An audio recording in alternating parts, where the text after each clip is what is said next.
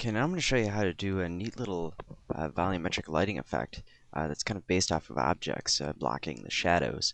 So what I'm going to do is just load in a sphere. I'll make it a little bit bigger. And then I'm going to copy and paste the sphere, hold down Shift, and just move that in a little bit smaller than the sphere. Because what we're actually going to be doing is cutting out the center of the sphere so that it has sort of a skin. And then I'm going to load in a cylinder and make it kind of long, so it's going through our sphere. Another thing I want to note too is that if we go up to load atmosphere, I have outer space loaded in, and that way we have a very black background and we can kind of see what's going on. Now I'm going to delete our ground plane, so we also don't see that. And I'll just grab our first sphere, and then grab our second sphere and our cylinder, and go to Boolean subtract, or Boolean difference. And we can see we have a sphere with a hole cut in it, and we can actually go into the sphere and actually see the skin if we move the camera into it. But what I'm going to do now is actually load in a point light, place it in the center of the sphere, and then turn on volumetric lighting.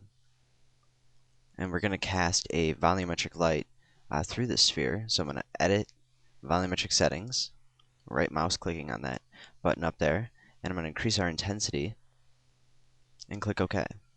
And now in the preview we should see light coming out of both ends of the sphere, and I'm just going to back up a bit and we can see it from a wider range of view. And this is also kind of a neat effect to kind of show maybe even the center of a black hole. We could make our sphere in the center,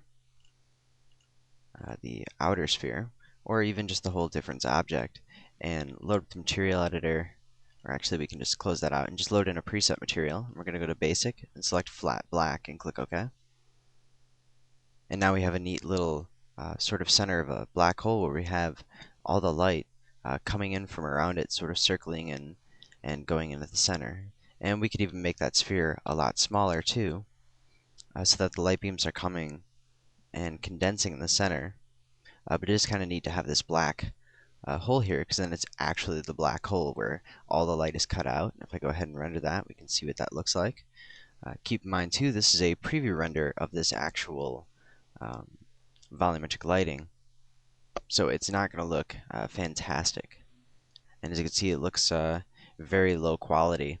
But what we can do is increase our render up to broadcast, and I'm just going to render this to screen at 320 by 240. Click OK, and we want to take a look at that light a little bit better with a better render. I'm just going to go ahead and render that. And we can see the quality has improved, but it's still not perfect. So there's a couple of other things we can do. We can grab this point light again, go up to Edit Volumetric Settings, and we can increase our quality boost. And then what we can also do is render at Superior or Ultra, which is adjusting our advanced effects quality, which is pretty much our volumetric lighting in this case. So you can see that the more we go through there, we can actually see those effects changing. But if we go to our user settings, we can change that by ourselves and even edit specific options for certain settings. But I'm going to leave that pretty much at the default, and we can leave it at 53. If you want to boost it up to make the quality of that light look a little bit better, you can do that. But another thing you can also do is even animate this Boolean. So let's say you wanted to have no light and maybe just a black center, and then the light will start and pop out of this center here of the sphere.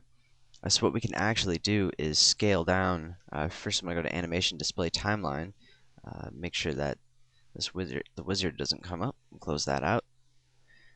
And go to, we can go to 5 seconds for this.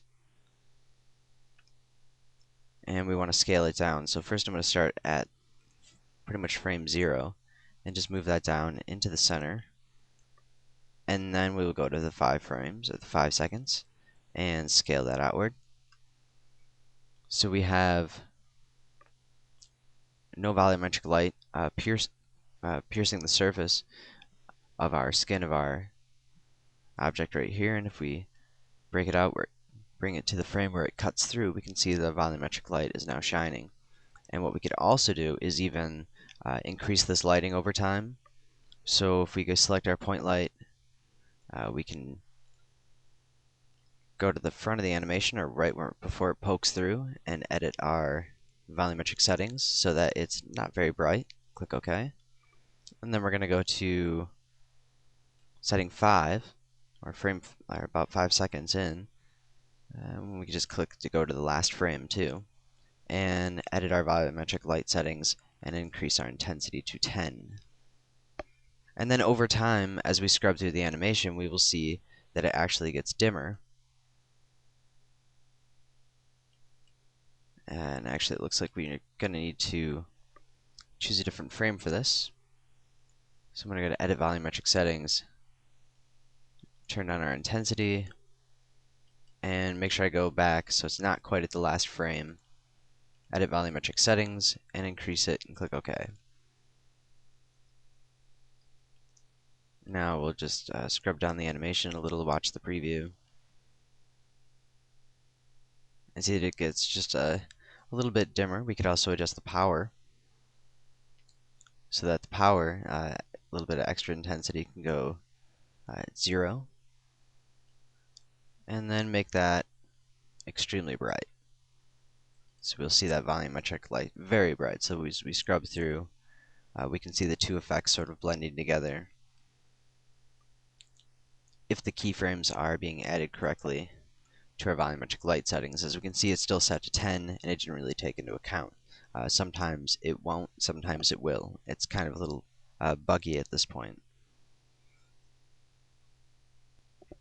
But we could further animations as well and add other different cylinders to have light coming out, different areas. We could also use this to make lamps and things like that. We could do a little scene where we have a point light inside of a lamp lighting the scene, which is kind of a neat thing to do in the dark when you have lamp posts. So this is another way you can do that, just by cutting holes in other objects and placing point lights on them and adding your volumetric light, and of course adjusting power and things like that if the light is going to be changing. We could also add color to it as well. In this case, let's say I wanted to make this blue. We could adjust our color. I'm going to go to a different frame and adjust our color so that it's a very deep blue, and click OK. And then we'll be able to see that we have a very blue light. So we could also adjust colors. Typically, if you're going to be lighting a scene, you don't want too intense of colors. You'd want just a hint of that color. So we could do a hint of yellow, and that would actually match the spectrum of a light bulb if the case we were trying to light the scene with a light bulb. So that would be more yellow. And you just want to stick with these top couple of settings here. You don't want to go down to the very dark brightness levels with the very dark colors. So we could easily, of course, lessen the amount of power, and light a scene would have some little bit of fog in it, and that's kind of a neat little trick you can do.